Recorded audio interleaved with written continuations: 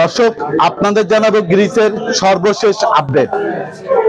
গত 5ই ডিসেম্বর বাংলাদেশ অন্তর্বর্তী সরকারের মাননীয় প্রধান উপদেষ্টা ডক্টর প্রফেসর মোহাম্মদ ইউনূসের সাথে দেখা করেন ভয়েস অফ গ্লোবালের একটি প্রতিনিধি দল।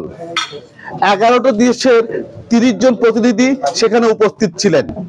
গ্রিসের প্রতিনিধি হিসেবে উপস্থিত ছিলেন বাংলাদেশ কমিউনিটি ইন গ্রিসের সাধারণ সম্পাদক ও জাহিদ হাসান ফাউন্ডেশনের প্রতিষ্ঠাতা চেয়ারম্যান এইচএম জাহিদুল ইসলাম। আমরা জানবো যে গ্রিসের যে সমস্যাগুলো আছে, কি কি সমস্যা তিনি তুলে ধরেছেন। সাধারণত এইখানকার যে ভোগান্তি, বিশেষ করে পাসপোর্ট, এবং এর সাথে রয়েছে যে যদি কোনো প্রবাসী যদি মারা যায় তাহলে তার লাশ পাঠানো নিয়ে অনেক একটা ভোগান্তি আছে। এবং বাংলাদেশের থেকে যে লোকগুলো আসবে, সেই লোকগুলোর যে ইন্ডিয়ান যে ভিসার যে একটা সমস্যা, এবং ইন্ডিয়ায় যে ভিসা নিতে গেলে বা গ্রিস এম্বাসিতে অনেক ভোগান্তি হয়, সেই বিষয় কি কি করলেন কিংবা কি কি দাবি দেওয়া তুলে ধরেছেন, আমরা সেই বিষয়ে জানবো এইচএম জাহিদুল ইসলামের কাছে। জাহিদ ভাই, আপনি তো গত 5ই ডিসেম্বর প্রধান উপদেষ্টার সাথে দেখা করেছেন, এবং ওইখানে আপনাদের যে সংগঠন ভয়েস অফ গ্লোবাল বাংলাদেশি, তো ওইখানে যে সদস্যগুলো ছিল, আপনারা তো 12 পৃষ্ঠার একটা আবেদনপত্র কিংবা সমস্যা নিয়ে কি কি কাজ করতে পারেন সেই বিষয় নিয়ে কথা বলেছেন। তো কি কি গ্রিসের কি কি বিষয় আপনি তুলে ধরেছেন সেখানে? ধন্যবাদ প্রদীপ কুমার দাসকে। আলহামদুলিল্লাহ, আমরা ওখানে ভয়েস ফর গ্লোবাল বাংলাদেশি যে একটা প্রতিনিধি দল আমরা ওখানে উপস্থিত হয়েছি, এবং আমাদের বর্তমান অন্তর্বর্তীকালীন সরকারের প্রধান উপদেষ্টার সাথে আমাদের যে সাক্ষাৎ হয়েছে, এবং সেখানে আমরা যে দাবি দেওয়া তুলে ধরেছি, সেখানে গ্রিস থেকে আমি উপস্থিত ছিলাম। তো আলহামদুলিল্লাহ, আমাদের সর্বপ্রথম যে সমস্যাটা আপনি জানেন যে আমি বর্তমানে বাংলাদেশে লাশ পাঠানোর দায়িত্ব বর্তমানে আমার কাছে।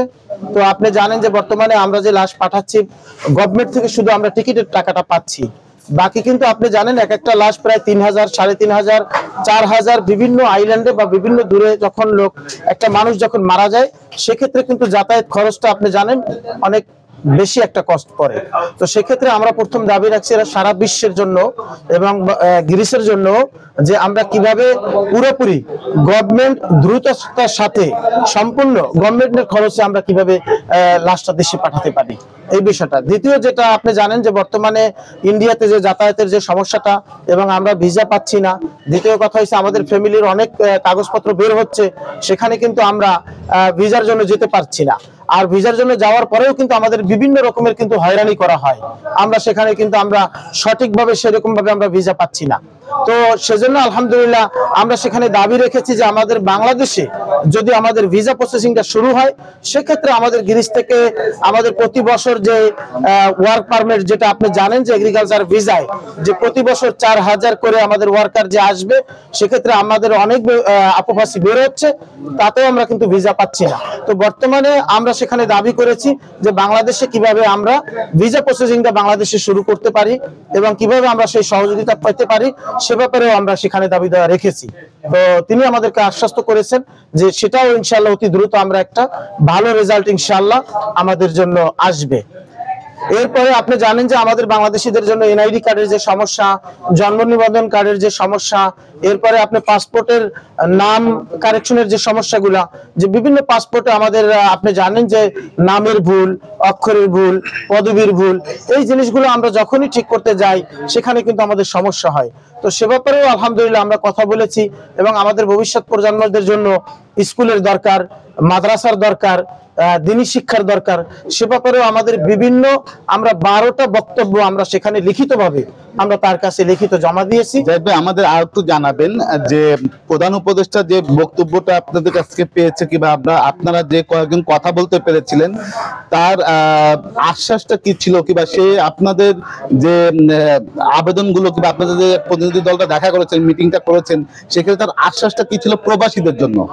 আলহামদুলিল্লাহ, উনি আমাদেরকে আশ্বস্ত করেছেন এবং উনি আমাদেরকে এটা বলেছেন যে আসলে আমি আপনাদের এটা বক্তব্যটা নেওয়ার জন্য নিতেছি না, আমি এটা আমার নিজের মতো করে আমি নিজেই এটা দেখব এবং প্রত্যেকটা লিখিত বক্তব্য আমি নিজে করব এবং এটার একটা সুষ্ঠু সমাধান ইনশাআল্লাহ করব।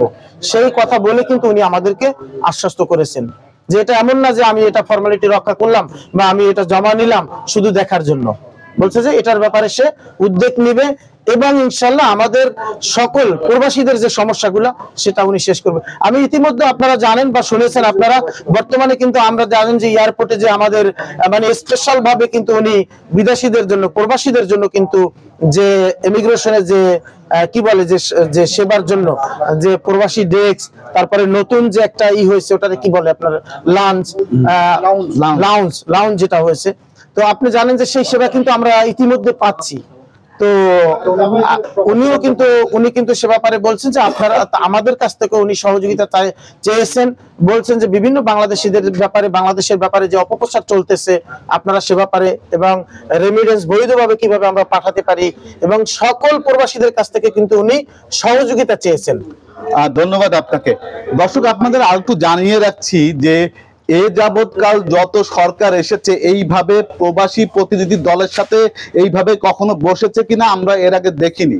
তবে এই যে আলোচনাটা শুরু হয়েছে সরকারের সাথে প্রবাসীদের, এবং প্রবাসীদের যে দাবি দেওয়া, বিভিন্ন দাবি দেওয়া থাকে, বিভিন্ন সমস্যা থাকে, সেগুলো তুলে ধরতে পারছে এবং তারা বেশ গুরুত্ব সহকারে দেখছে, বিশেষ করে বর্তমান অন্তর্বর্তী সরকারের প্রধান উপদেষ্টা ডক্টর মোহাম্মদ ইউনূস।